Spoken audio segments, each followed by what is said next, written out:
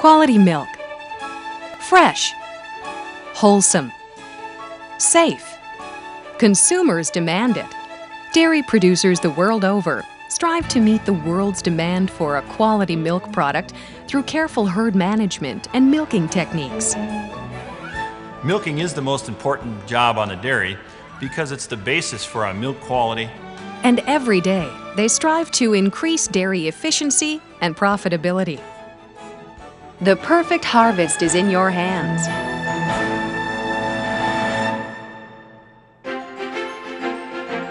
Dr. David Reed, noted authority on quality milk production. Quality milk production is extremely important because we want to ensure that we have a good quality product on the grocery store shelves, and when we have this good quality product, we maximize the profitability of our individual dairy producers. Of all the factors that contribute to quality milk production and profitability, none are more important than mastitis prevention and the proven milking techniques that achieve this. Bottom line, good milking practices mean healthier cows and more high-quality milk for increased profits. Let's take a look at how mastitis develops and how you, as a key contributor to your dairy's team, can prevent it. How does milking affect mastitis? Though cows' teats may become contaminated between milkings, in the stalls, in the lots, or by coming in contact with the milk of infected cows, most new infections occur during milking, when bacteria can enter the udder through open teat ends. The best opportunity for mastitis-causing organisms to invade teats is at the end of milking, when reduced milk flow is less able to flush out bacteria. Bacteria grow well in the udder because it provides the three things they need to survive: warmth, moisture, and food. They multiply quickly, damaging milk-secreting cells as they infect the udder. Mastitis is caused by two main types of bacteria: environmental and contagious. Environmental organisms thrive in the cow's surroundings. They are transmitted from the environment to the cow, sometimes with the help of milkers. Contagious bacteria live best in the cow's udder and on teat skin and are transmitted from cow to cow, primarily during milking. Eliminating mastitis-causing bacteria on a dairy simply isn't possible, but there are routines dairies can put into practice to reduce the incidence of mastitis and improve milk quality and volume. The key objectives of a good milking routine are to milk out quickly, completely, and gently, minimize mastitis and its spread, and maximize milk quality and volume. There are 6 basic steps that can help you achieve these objectives and establish a good milking routine. Handle cows calmly, quietly, and slowly. Use appropriate prepping procedures. Apply properly functioning milking units. Remove milking units correctly. Use an effective post-milking teat dip. And keep open teat ends away from bacteria. Now let's take a closer look at each of these important steps. Handle cows calmly, quietly, and slowly.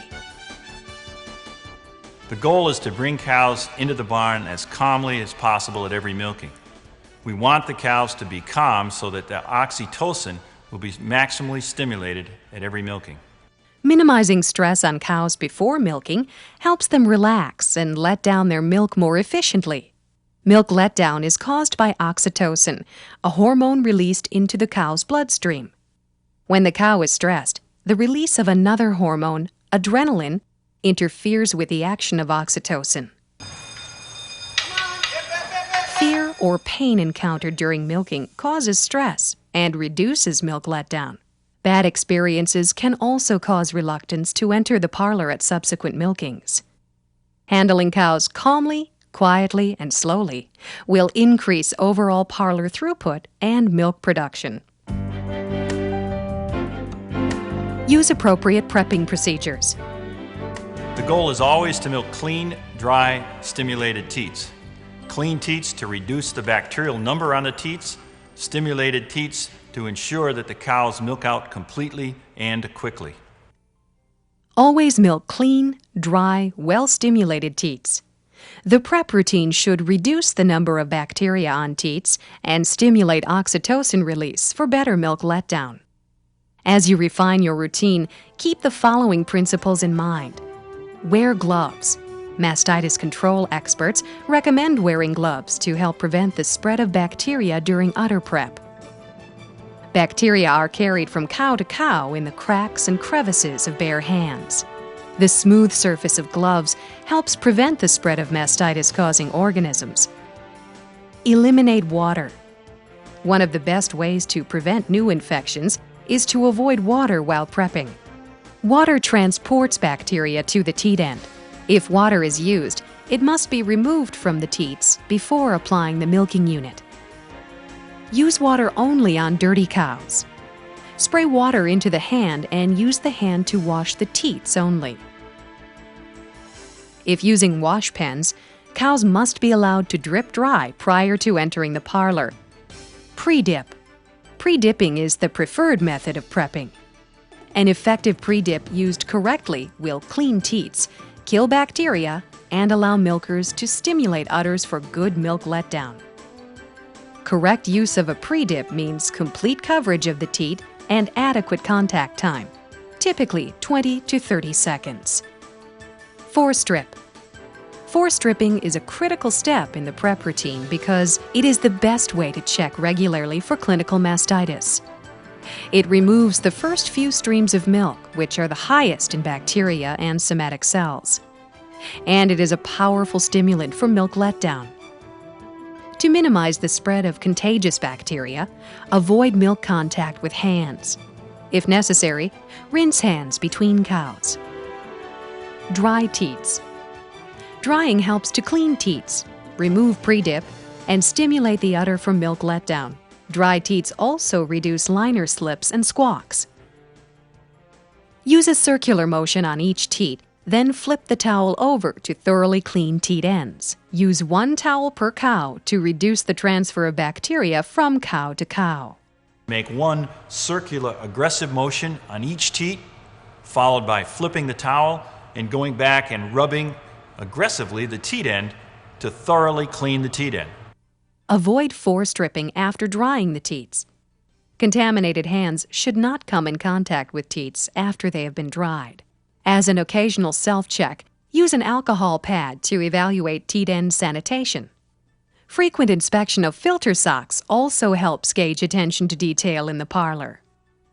Provide adequate stimulation time. Consistent udder preparation procedures not only ensure that we milk clean, dry, stimulated teats, but also that we decrease the unit on time and we speed up the actual milking when we take the extra 10 to 15 to 20 seconds to properly prep cows at the beginning of udder preparation.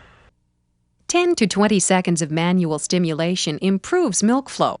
That means reduced unit on time, fewer unit reattachments, and potentially faster cow throughput.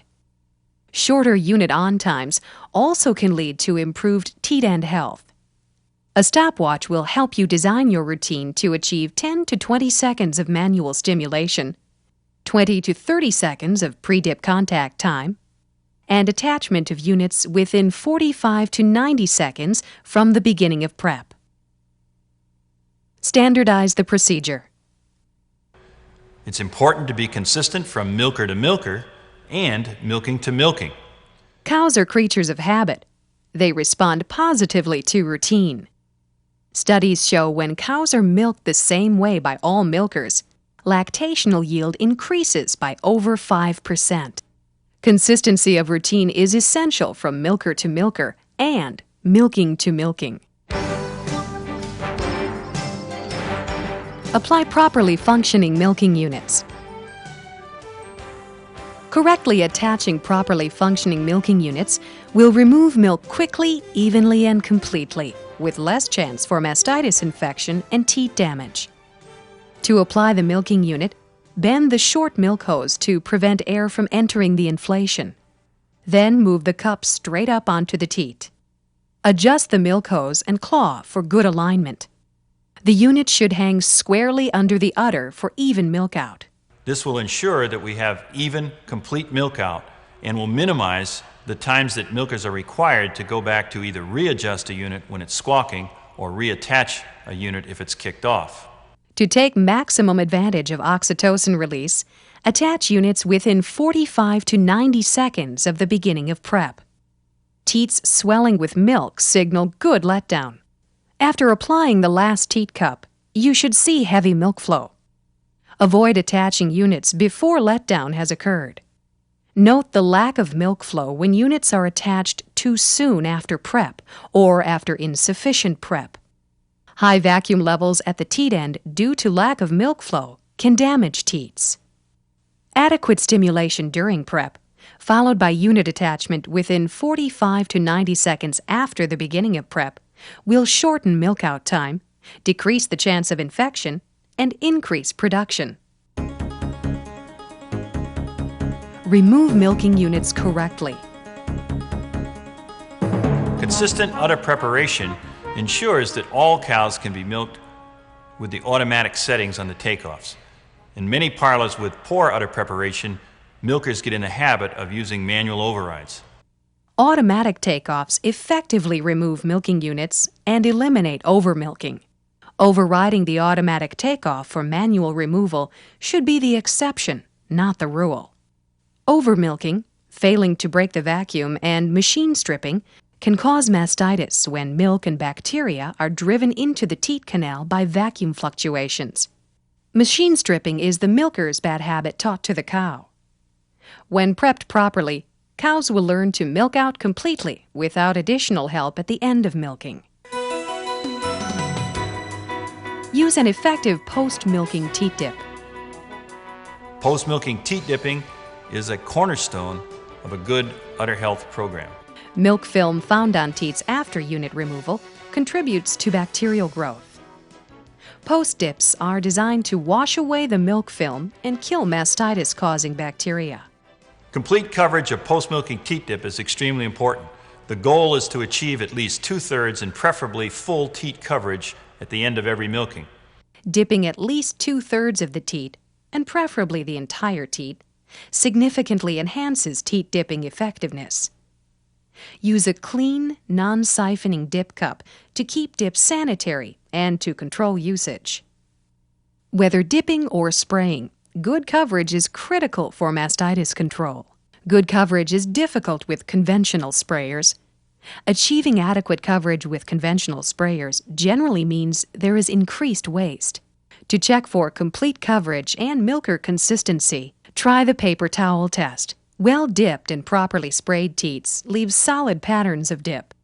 An inconsistent pattern of dip reveals poorly dipped teats.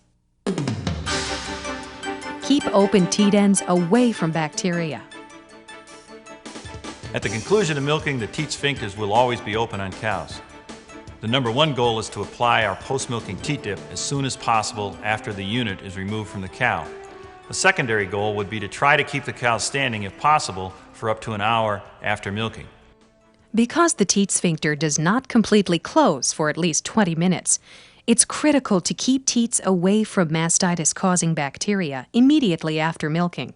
This is usually best accomplished by offering fresh feed. Here are a couple more things to consider as you plan your milking routine. Milking order.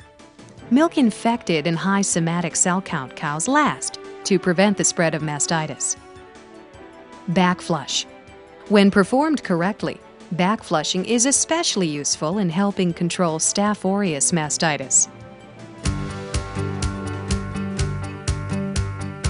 Let's take a look at a milking routine which incorporates the principles of proper milking. We'll focus on udder prep and unit attachment.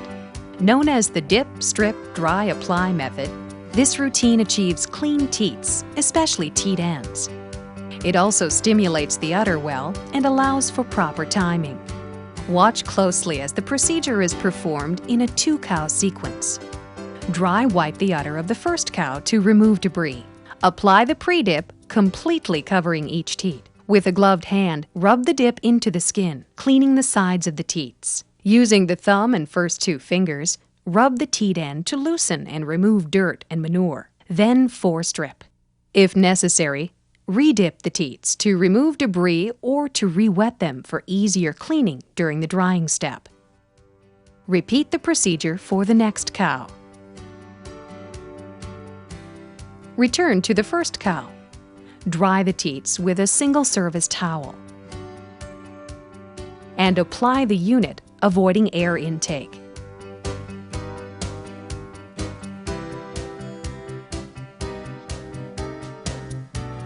Then dry the teats and apply the unit to the second cow. Continue this 2-cow sequence using the dip, strip, dry, apply method until all units are attached.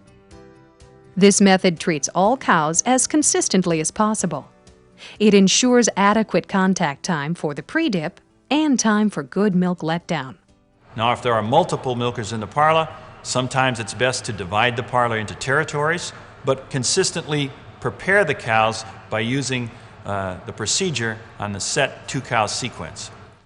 As long as correct timing can be achieved consistently, milkers may prep 3 cows at a time. Or one milker can dip and forestrip, followed by another milker who dries teats and attaches units. This routine, however, requires more effort to maintain good timing. Whatever your parlor type or milker numbers, with a little planning and practice, you can tailor the routine to fit your needs. Just keep in mind the principles of timing and milking clean, dry, well-stimulated teats. Once you've designed a routine, work to ensure consistency from milker to milker and milking to milking. It's important to remember that we do want to milk cows as completely, as quickly, and as gently as possible at every milking. And the reason we want to do this is to improve the milk yield from our cows, to improve the milk quality, and to act as a guarantee that we have a safe product from the dairy. By following the critical steps discussed here, you'll be well on your way to ensuring the production of quality milk, every milking, every day.